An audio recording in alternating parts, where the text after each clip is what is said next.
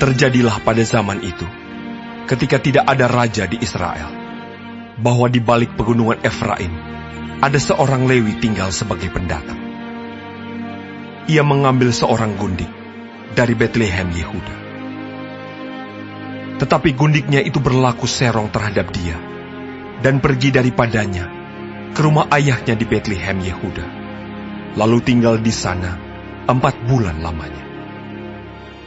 Berkemaslah suaminya itu, lalu pergi menyusul perempuan itu untuk memujuk dia dan membawanya kembali.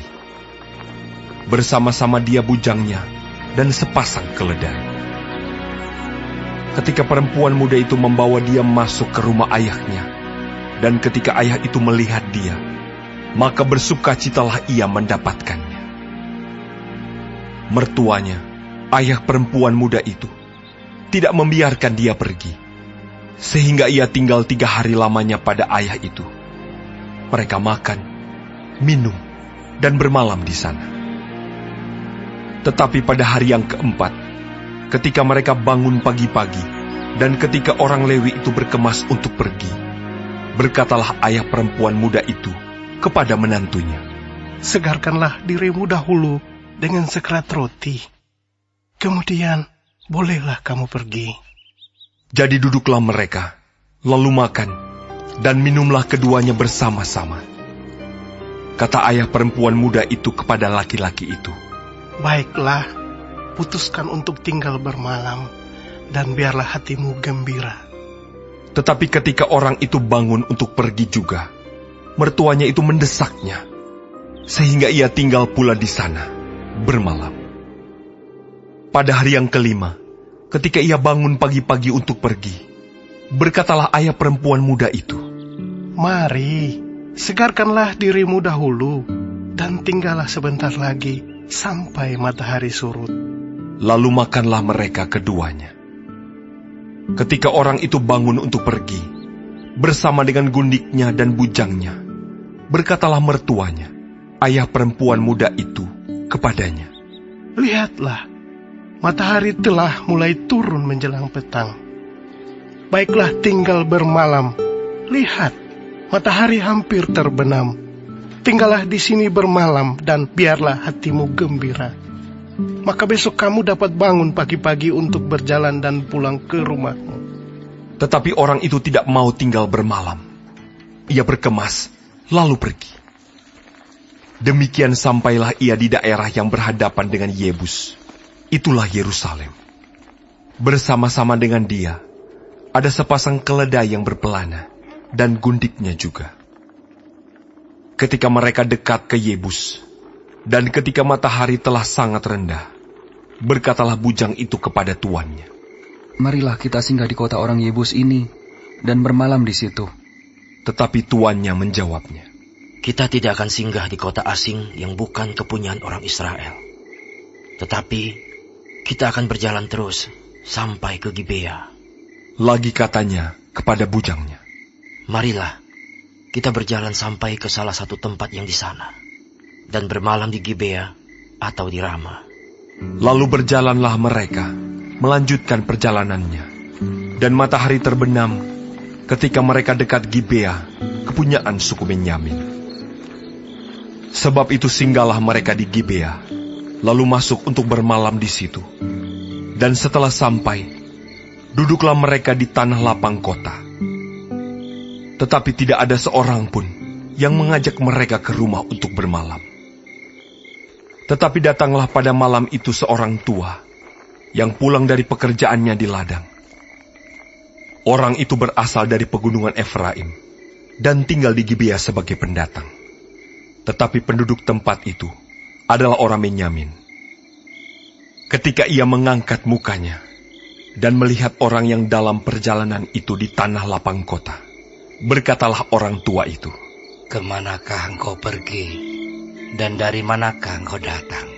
Jawabnya kepadanya, "Kami sedang dalam perjalanan dari Betlehem Yehuda ke balik pegunungan Efraim. Dari sanalah aku berasal.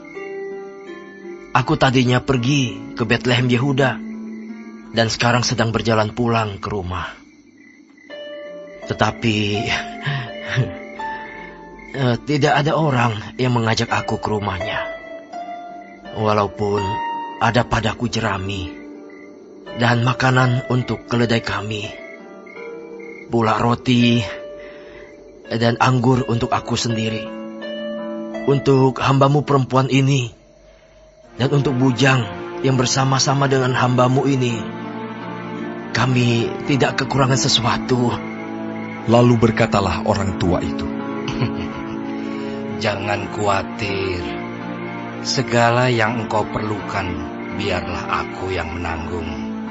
Tetapi janganlah engkau bermalam di tanah lapang kota ini. Sesudah itu dibawanyalah dia masuk ke rumahnya. Lalu keledai-keledai diberinya makan. Maka mereka pun membasuh kaki, makan dan minum. Tetapi sementara mereka menggembirakan hatinya, datanglah orang-orang kota itu, orang-orang Dursila, mengepung rumah itu. Mereka menggedor-gedor pintu sambil berkata kepada orang tua, pemilik rumah itu, Bawalah keluar orang yang datang ke rumahmu itu, supaya kami pakai dia. Lalu keluarlah pemilik rumah itu menemui mereka dan berkata kepada mereka, Tidak, saudara-saudaraku, janganlah kiranya berbuat jahat. Karena orang ini telah masuk ke rumahku, janganlah kamu berbuat noda. Tetapi ada anakku perempuan yang masih perawan dan juga gundik orang itu. Baiklah, ku bawa keduanya keluar. Perkosalah mereka dan perbuatlah dengan mereka apa yang kamu pandang baik. Tetapi terhadap orang ini, janganlah kamu berbuat noda. tetapi orang-orang itu tidak mau mendengarkan perkataannya. Lalu orang Lewi itu menangkap gundiknya dan membawanya kepada mereka keluar. Kemudian mereka bersetubuh dengan perempuan itu, dan semalam-malaman itu mereka mempermainkannya sampai pagi. Barulah pada waktu fajar menyingsing, mereka melepaskan perempuan itu. Menjelang pagi, perempuan itu datang kembali, tetapi ia jatuh rebah di depan pintu rumah orang itu, tempat tuannya bermalam, dan ia tergeletak di sana sampai fajar. Pada waktu tuannya bangun pagi-pagi, dibukanya pintu rumah dan pergi keluar untuk melanjutkan perjalanannya. Tetapi tampaklah perempuan itu, gundiknya, tergeletak di depan pintu rumah dengan tangannya pada ambang pintu. Berkatalah ia kepada perempuan itu, Bangunlah, marilah kita pergi. tetapi tidak ada jawabnya. Lalu diangkatnyalah mayat itu ke atas keledai. Berkemaslah ia, kemudian pergi ke tempat kediamannya.